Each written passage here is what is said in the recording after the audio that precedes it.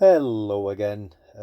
Just going to give some thoughts today on the I suppose implications of modern dating and the military and could it impact on national security?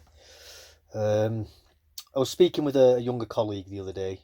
Who, in fact, before we crack on with that, just have a look at this view outside, by the way, that I've got where I've stopped.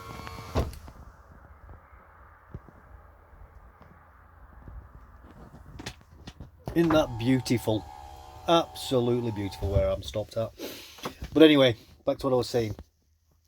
Um, Yeah, I collected a younger lad from one yard and drove him to another yard, and it was maybe 45 minutes, something like that, the drive. Sorry, I'm sorting my socks out.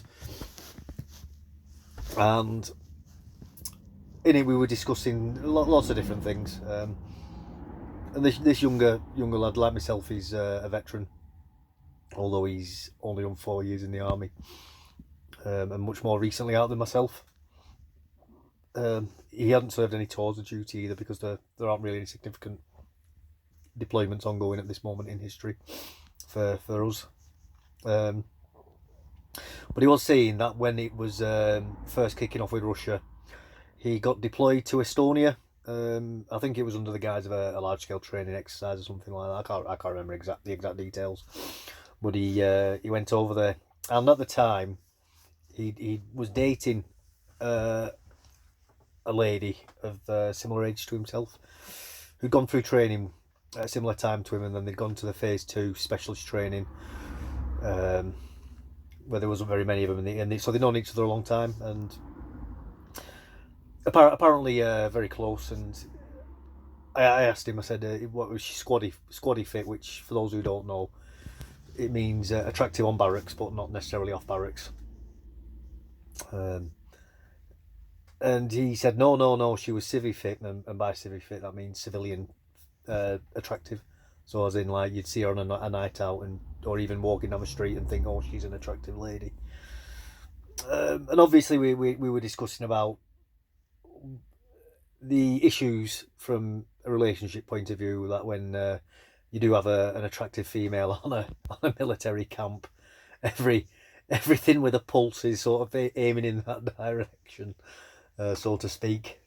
Um, but the thing was, though, was that when he got deployed to Estonia, um, this girl was apparently having fun with other soldiers who may have been new to that, or may not have been to that unit. I didn't ask too much. I didn't want to know, but this is quite a common thing in the military, though. When I was in, there was the myth of Leroy. Leroy was a man who would acquaint himself with soldiers' wives while they were on exercise or on tour, and everybody knew who Leroy was. The myth of Leroy, um, and the amount of shindiggery that goes on when soldiers are deployed. But also, I think it's one thing when it's somebody's wife and they're away, but I think when people are actually both serving soldiers, the issue that I see with it is it could become an operational effectiveness issue. Um, what's to say that this couldn't happen on tour, where you have two people going on tour who are in a relationship, um, and then obviously they get separated on tour because the jobs require them to be away from each other, and then things start happening whilst out on tour. Now I know people might say, "Oh, this is all what ifs and just hypothetical," but we are seeing lately there is a lot of recent hookup culture has more become polyamorous, I believe they like to call it now. People sleeping around and not committing. I don't really want to dig too deep into it, and I'm not saying that this could be males or females particularly that are going to be the ones instigating in this. I think both could be just as guilty of straying away. It's just that this conversation happened to be the lady who was the naughty one. from what I was told anyway.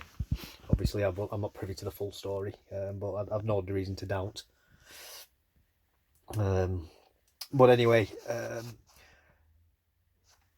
I just wonder about the operational effectiveness now that we've lost shame culture on things like relationships and cheating and engaging in what 20, 30 years ago would have been completely, would have got you ostracised from the majority of people that you knew. Now just seems to be flaunted and is just in some cases even, I go as far as say, celebrated almost, or at the very least normalised. But people can't be trained out of their instincts or the deeper feelings. A lot of social rules and norms, what we hear certain people railing against, they haven't been designed that way. They are just that way.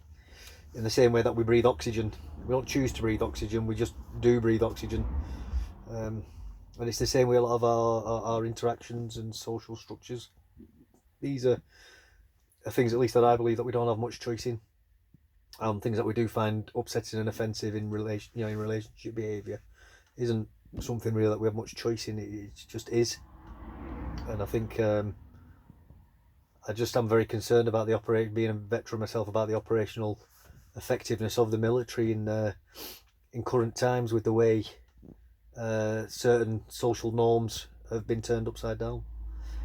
So thanks for listening. I've not really got much more to say on that. I just wanted just to quickly skirt over it, that's all. Well, thank you very much. Bye bye.